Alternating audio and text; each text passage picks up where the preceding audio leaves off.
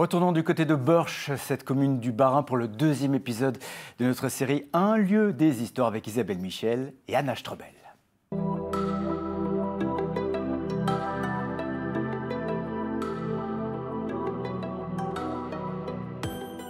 Bonsoir, on vous emmène aujourd'hui dans un monde rare, celui de la marqueterie d'art Spindler qui a traversé des décennies.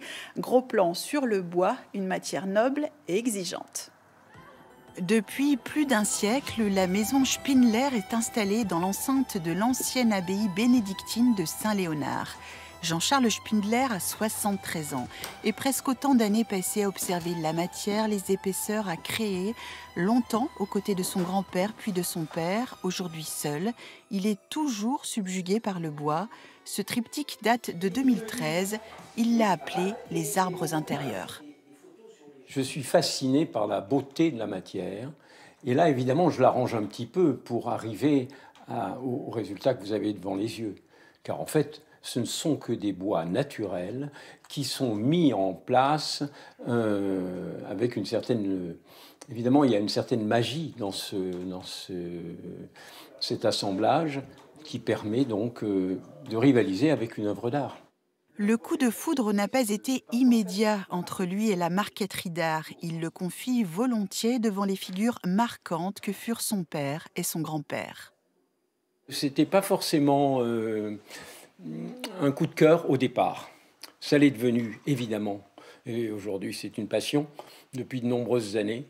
Parce que j'ai trouvé effectivement une autre façon de voir la matière et de trouver une réponse à ce que je cherchais. C'est dans cet ancien couvent que son grand-père a fondé un centre artistique et culturel en 1889, un lieu qui réunit alors artistes alsaciens et allemands. 4 ans plus tard, influencé par l'Art nouveau, Charles Spindler réalise ses premiers essais de marqueterie. Depuis, les commandes se sont multipliées. L'entreprise travaille aujourd'hui avec une trentaine de pays, des pièces uniques sur commande pour des bateaux, des maisons, des musées. En ce moment, c'est ce projet destiné à un particulier californien qui occupe Jean-Charles et ses 3 salariés depuis des mois. Là, je suis en train de préparer les nuages pour le sujet qui part en Californie. Et justement, ces nuages, ils vont nous servir à donner de la profondeur au tableau. Ce que j'aime, c'est travailler avec des matières vivantes. Comme le bois, donc c'est des matières qui bougent aussi avec le temps, donc c'est intéressant de pouvoir travailler avec ce genre de matériaux et d'anticiper aussi leur évolution dans le temps. Je viens découper mes pièces de bois et les ajouter une à une pour constituer le motif de l'aéroplane. Ça, c'est quel bois? Celui-ci, c'est de l'ébène. Et après, je travaille aussi avec le tulipier ici.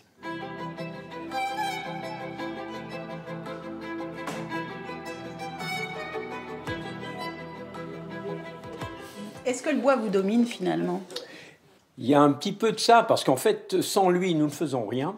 Et donc, il est clair que nous avons besoin de lui pour faire ce que nous faisons.